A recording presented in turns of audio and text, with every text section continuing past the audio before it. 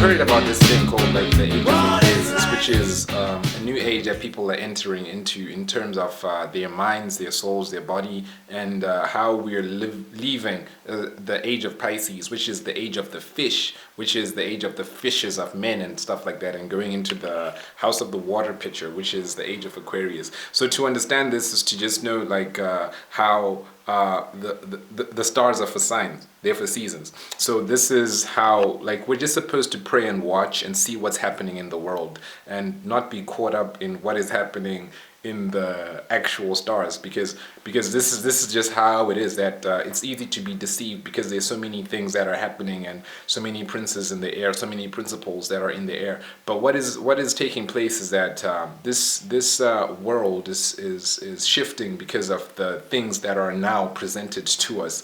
We're now in this age of the information, and when we're reading in the book of Daniel or in the book of Revelation, we see like the parallels of what's happening in this current age, at this current time, with what is being revealed in the revelations as being the end of the time. So to understand this is to know that the beginning is the end. So what is starting is actually what's ending. So what if things are ending, it means that something else is starting, because when everything ends it means that God is going to come and start the new heaven and the new earth again. This is what it actually signifies, that the first will be the last. So what has happened since the year 2000 was that in 2000 people thought like the world was going to end, but then in 2001 the twin towers were bombed, and when they were bombed, this created a new paradigm in our lives, because through this we've been at war with Islam, and this Islamic war is what has created justifications for so many insidious things like Guantanamo Bay, the war in Afghanistan, the war in Iraq. So many other terrorist groups have emerged because they know the truth. That's the people who actually bombed the Twin Towers were Saudi Arabians, but the people who were invaded were people from Afghanistan and Iraq. But then all of this happened, and all of the things happening in Gaddafi's land, Libya, Africa, this is happening because of that. Everything that happened to Saddam Hussein is happening because of that. It's crazy. I don't know why I'm laughing, but it's actually really sad. But then everything that is happening in this age is being done by certain people who want to control money and power, because all of these countries have been entered because people want money and power. So this power is purchasing power, because the root of all evil, all of it is just the money. So just look at the money and see where it's all coming from. So with the whole world looking at this, we're actually missing the truth of what is supposed to be happening at this stage in our development. All right, so I'm just thinking. So I don't know if the person who's gonna watch this understands the basis of the astrology in the Bible. That when Job is speaking to God, he's actually speaking about the Mazzaroth, which is the zodiac. So when they're speaking about this, they're speaking about the stars in the sky and how God has placed the bands of Orion, how God has placed Pleiades in the sky, and all of the Mazzaroth in the sky, and also how this corresponds to the angels of God, who have the four faces: the face of the man, or the angel, which is actually Aquarius; the face of the face of the eagle, which is Scorpio; the face of the ox, which is Taurus; and the face of the, which one am I missing? Of the lion, which is Leo. So what is happening in this age is that we are entering into what we call Aquarius, and this is going to sound somewhat weird to someone who doesn't know this. So yeah. So I hope that you can get it. But then so the person who understands this will get that we're entering into this age of Aquarius, which is aqua and air. Aqua is water, air is air. So the age of Aquarius is actually just about these two elements, because the whole symbol of it is just these two like waters, and it's speaking about above and below. So we're entering into this age of duplicity. So this is how things are being doubled. People are saying one thing and doing another thing. This is how we are entering this stage of life in our development, where the lies are being told in a way that shows like, or Aquarius itself, like if you hear it, you think like it's about water, Aquarius, but it's misunderstood. So we're entering something like a misunderstanding. This is how we hear like lexicon in this age that is speaking about alternative truth. This is alternative. How do we alternate? How do we alternate the truth? So this is the alternative reality. So people are creating an alternative reality to what we have, because this is also information. So all of the information is coming through electricity in this age, and this electricity is giving its information to the air, because the electricity is the currents in the electrical gadgets that we have, and the electrical currents are giving us the information through the Wi-Fi or through the ether, through the internet, the Ethernet. So this is ether. So we're in the age of the ether. So the age of the ether is actually the age of the ethereal. The ethereal is the highest air in heaven. So we're in the age of the heavens. This is the age of the heavens. This is ether. So the ether is the aqua, and the ether is the heavens, because the Aquarius is ruled by a planet called Neptune. Is ruled by Uranus.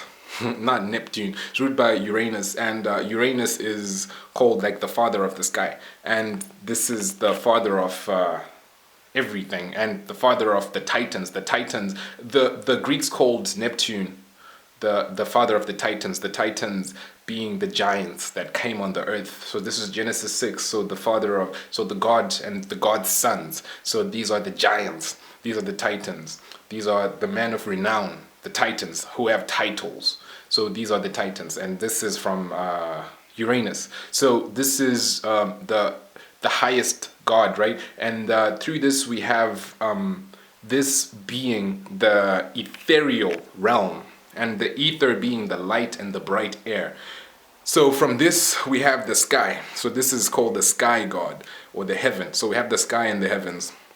And the Romans are the Greeks. They're the same thing, just in different clothes. So from there, they used to say that the God is not the aether, is the ether. So they used to say it's the ether, not the aether. So from this, they have the ether, and the ether having the rulership of Uranus has a wife called Terra, according to the Roman mythology. They say like the wife of Uranus is called Terra.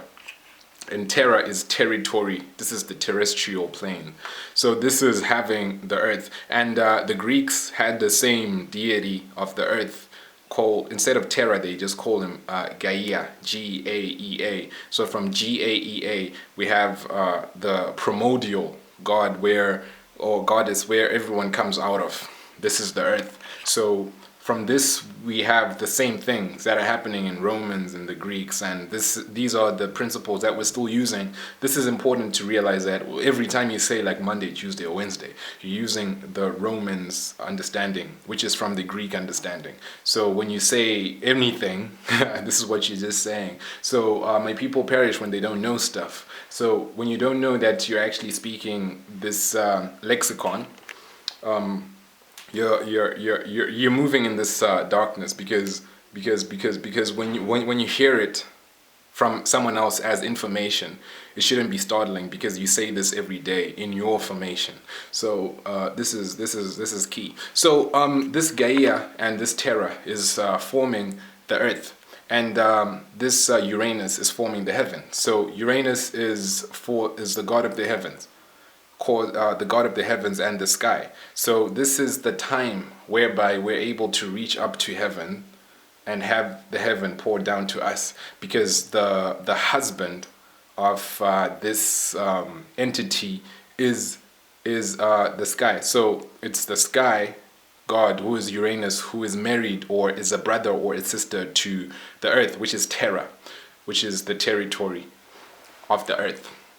So everything that we ask for from the sky is what we'll get to on the earth. So this is a time when we have this ability more than anything. This is when you ask for something from the sky, it will come to you so quick. So this is just a depiction of the metaphysical aspects of what's happening, and not a worshipping of the sky or the gods or Uranus, but an understanding that these planets have a sweet influence on us. This is what it says. It has an influence on our abilities.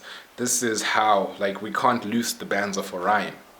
So this is how it is set up to be the resonant frequencies, the resonant energy in this stage of our development, because we have this knowledge of understanding what is happening that the ancients had before us. So through this, we know that this is the ether that is in contact with the earther. This is the same letters in earth are in ether. The sky and the ground. So this is how we have Aquarius having the two, having heaven and having earth. So this is the waters that are above and the waters that are below. So this is where we get Gaea. Gaea is God for G, and E is earth, and EA is sea. So God of earth and sea. And then we have the God of heaven and the sky, which is the Uranus. So these two have this combination. So this is how we get aqua and air. So this is for both. So this shows us there's a lot of duality. There's a lot of duplicity. There's a lot of hypocrisy as well, because they're both negative and positive aspects to anything that concerns knowledge, because knowledge is good and evil. So there's a duplicity, there's a duality, but there's also a creativity, a creation. But this has so many matrices, so metrics. So this is a time of metrics, people calculating, people having all of these numbers, people having all of these digits, the metrics, you know, the metricses, the metric systems and all of these things. And when you look at the planet Uranus, is actually blue, which is electric blue, which is signifying technology. So this is technology, trichnology, technocracy, theology. All of these things are included in this understanding that we have with heaven and earth. So this is how people now begin to understand what's happening within heaven and earth, or figuring certain things out, or pondering or wondering, because when you have the ability to know things, you're able to get the answer. So through this we have the heaven, right? And then we also have the earth. And in the heaven we have the ether. And ether represents the ethereal, which is the bright light. And the ethereal is where we get the Ethiopian. This is the same word. This is the utopian. So this is when we get a utopian understanding. And this is when we actually now understand the Ethiopian, or the ether. Because this is the ether, this is where it comes from, because the God is the ether, created him in his image and likeness to be an Ethiopian. So this was the utopia that they had in the Garden of Eden. So this is the first place that was created to house humanity's understanding in terms of the ether, or the light of God within the man, which is the Ethiopian, which is the image and likeness of God, which is like how, like, you turn the light inside out, and then you get an Ethiopian from the light, right? So Ethiopian is also like the burning light. This is the understanding of black being the light, like the black light, like a candle burns with a black wick so that it can give you a bright color. So this is how it works in terms of that inverse relationship. So from this we also have the Terra, which is the spouse or the sibling of the sky, which is just how it's linked, like heaven and earth. It's always like that, right? The up and the down. As above, so below. This is what it's talking about. So what's happening below is the Terra, which is the extraterrestrial. So this is when we are now figuring out about all of these things, like people saying like, hey, extraterrestrial invasion, whatnot. This is what it's talking about. This is the extra terra. This is the terra, actually, because this stage in our development in terms of life on earth has come through certain people who have created terrorism. And these terrorist attacks and all of these things that are creating terror in our minds. So now we live in this territory where people want to control everything in this territory through terror. So this is what's happening in so many places, that these people want to be territorial because of the sky, because now they have the knowledge of the sky, so they want to get the knowledge of the earth.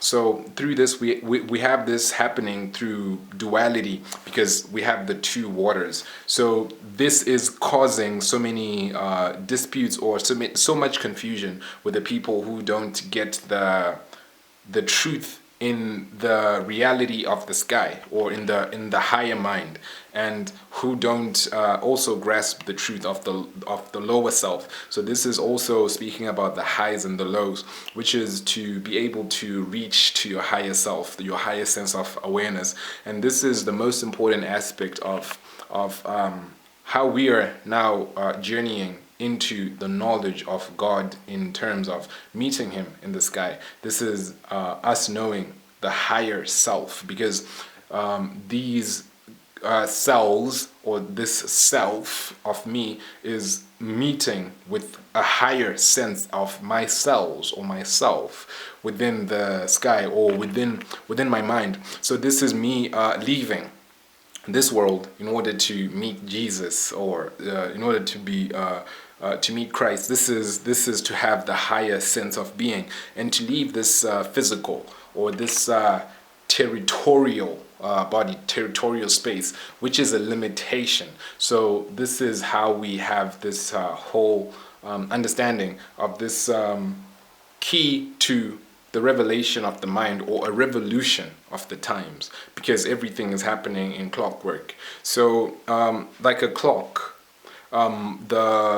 the age we enter is Aquarius, and just like a clock which has two hands, the opposite of it is Leo. So Leo is the lion, which is on the throne of God, the four cardinals. And the Leo is representing our fire. So this is heat, all right? So many fires apparently, and it's so hot everywhere nowadays. But it's representing this heat. This is the aerials of God, okay? So this is Ariel. This is Aquarius, because the Ariel is the lion of God, which is mentioned in Isaiah.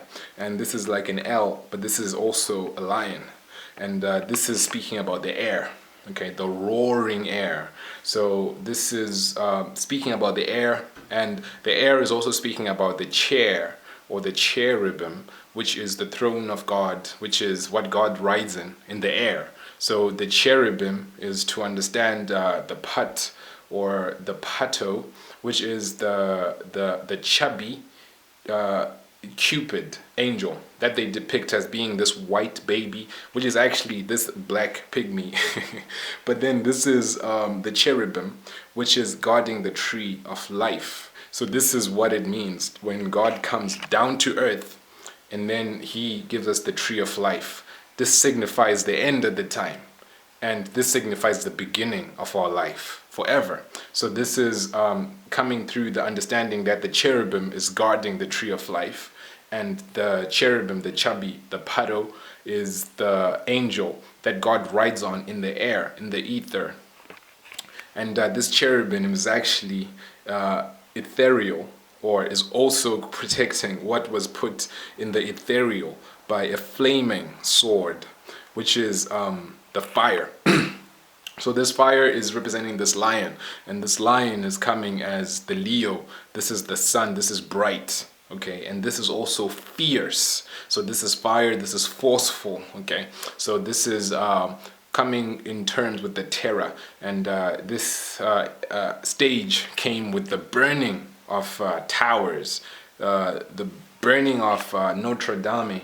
Like all of these fires are attributed to how people know what they're doing when they're doing certain things, because I'm pretty sure they know what they're doing. So this brightness is also what we call the ether. The ether is bright light. So this ether is the brightness of the light, which is literally the the ethereal, which is the Ethiopian, which is just the black, because when something black burns, it gets black, which is the black coal, right? So this is to know that at this stage, the people who were blackened, the people who were blackened will be brightened. This is the understanding of it. So this is an age of that type of understanding, and through this, there's always a duplicity. So the people who run these systems want to continue to run these systems, especially at times when things are changing, to be of a higher mind or a higher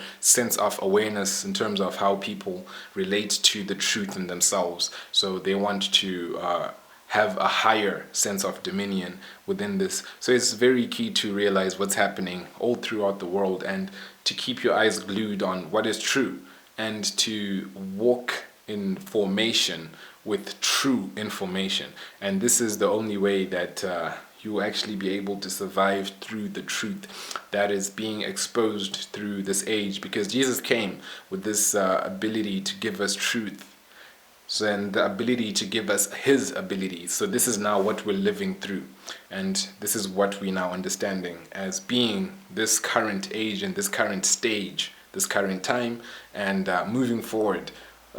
It's all about us going back to the tree of life. The tree of life is found in nature, in a natural habitat. This is where it was found, and everyone seems to have forgotten that there was a certain tree of life that is still in the Garden of Eden.